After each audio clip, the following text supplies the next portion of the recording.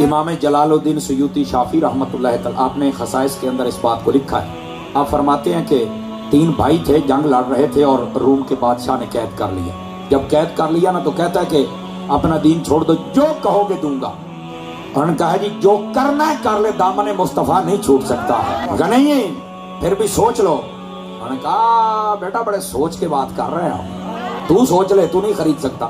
انہوں نے کہا اس سے زیادہ پیسہ. کہا تو ہمیں خرید نہیں سکتا، ہم تو پہلے بک گئے. انہوں نے کہا کہاں؟ کہتے بازار مصطفیٰ میں، ہم تو بکے ہوئے لوگ ہیں.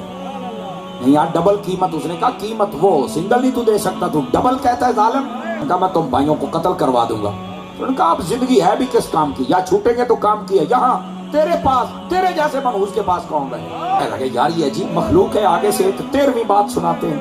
ہاں اس نے نا ایک بہت بڑا کڑاہا منگوایا. ہاں وہ بہت بڑا، اس کے اندر تیل ڈال کے بھڑکائی آگ، ابلنے لگ پڑا. کہتا یہاں پھینکوں گا، جلدی اپنا دین چھوڑ دو. وہ تینوں ایک دوسرے سے بڑھ رہے تھے. وہ کہتے مجھے پھینک، وہ کہتے مجھے پھینک. ایک کو کہنے لگا آگ نہیں بھڑک رہی. اس نے کہا یہ تو تیری بھڑکائی ہوئی ہے، جو یہاں بھڑک رہی ہے اس کا مقابلہ. اس نے ایک بھائی کو پھینکا، پھینکتے ہی ہڈیاں جدا ہو گئی، بالکل ریزہ ریزہ ہو گیا. اس نے کہا ایسا حشر ہو جائے گا، جلدی اپنا دین بدل. اس نے کہا بے غیرت، ایسا ہونے سے ڈر نہیں لگتا، افسوس اس بات کا ہے کہ وہ نمبر لے گیا ہے. میں ابھی پیچھے کھڑا یار یہ کون سی مخلوق ہے. دوسرے کو پھینکا اور تیسرے کا رنگ سفید تھا، خوبصورت تھا. کہتا یار تجھے جلانے کے لیے میرا جی نہیں چاہتا، 2 تیرے بھائی گئے. وہ کہنے لگا بہت بڑا ظالم ہے، تو پھینکتا ہی مجھے ان کو چھوڑ دیتا یار. کہنے لگا نہیں. کمرے میں بند کروا دیا اور سارے وزیروں سے مشورہ کیا کہ اس بندے کو ہم نے واپس لانا ہے. قیامت تک یہ تو میرے لیے لعنت والی بات ہے کہ میں اتنی دولت کے باوجود ایک بندے کو بھی اس طرف نہ لا سکا، دین نہ چھڑوا سکا. وزیر نے مشورہ دیا. اس نے کہا جی جان کی امان پر تو ایک بات کہوں. اس نے کہا کہو. اب وزیر ہو اور بے غیرت نہ ہو. وزیر تھا اور بڑا اعلیٰ درجے کا بے غیرت تھا. اس نے کہا جی آپ کی بیٹی کا حسن بڑا مشہور ہے اور اس بیٹی کو ٹارگٹ دو.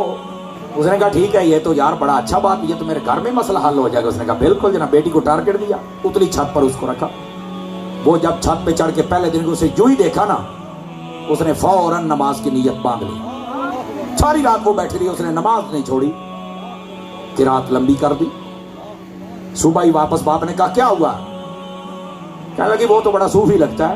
وہ تو صوفی ہے، وہ تو مصلے پر کھڑا نا. اچھا آج کہا وہ عبادت کرتا ہے، اب عبادت کر رہی ہے، یہ تو اچھی بات نہیں نا کہ میں کچھ کہوں. چلو 39 دن کوشش کی. وہ جو ہی اوپر چڑھنے لگتی نماز کے لیے چل گئے.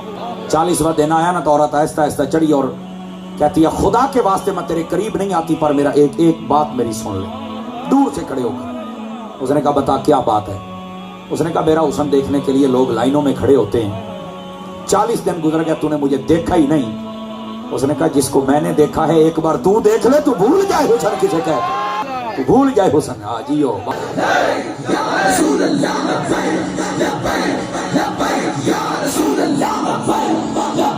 توجہ بھائی توجہ. اس نے کہا جس کو ہم نے دیکھا تو دیکھ لینا، تو بھول جائے حسن کسے کہتے ہیں. اس نے کہا اچھا ہم سے بھی کوئی حسین ہے؟ اس نے کہا تو کچھ بھی نہیں. ان کی تو گرد راہ پر بھی لوگ اپنی نگاہیں بچھاتے. کون؟ اس نے کہا میرے حبیب جن کا کلمہ پڑھا ہو. کہا پھر مجھے بھی دکھا. اس نے کہا یہاں سے نکال دکھاتا ہوں. اس نے اپنے باپ سے رات رات پیغام بھیجا، یہ چاہتا ہے کہ میرے ساتھ تھوڑی سی سیر کر کے آئے. مرغے سے کسی نے پوچھا کہ تمہیں یہ ذبح کیوں کرتے؟ اس نے کہا اذانیں بھی تو میں ہی دیتا ہوں نا، اس لیے تو لوگ ہمارے دشمن ہیں. دین کی اذان بھی تو ہم ہی دیتے ہیں نا. اس نے گھوڑے 2 دے دیے کہ بٹھا اس کو.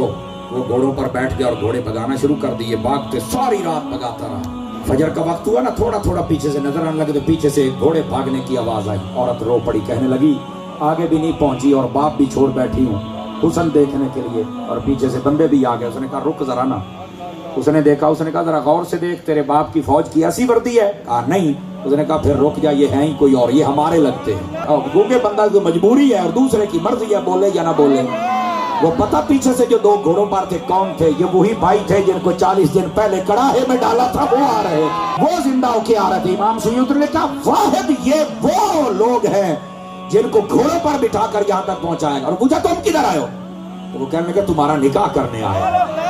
بچی کو کلمہ پڑھایا، نکاح کیا. ہمارے نبی کا یہ طریقہ ہی نہیں ہے. اگر کوئی یہ کہہ دے کہ مصطفیٰ کا صحابی تھا اور ایسے ایسے بندہ لے آؤ عورت لے، نا نا نا نا نا نا، تو جا صحیح، تیرا انتظار ہو رہا ہے، حسن دیکھے گی پر طریقہ کار درست لے کے جانا۔ واحد یہ شہید تھے جنہوں نے اس نکاح کے یہ گواہ بنے، امام سیوطی نے یہی لکھا ہوا۔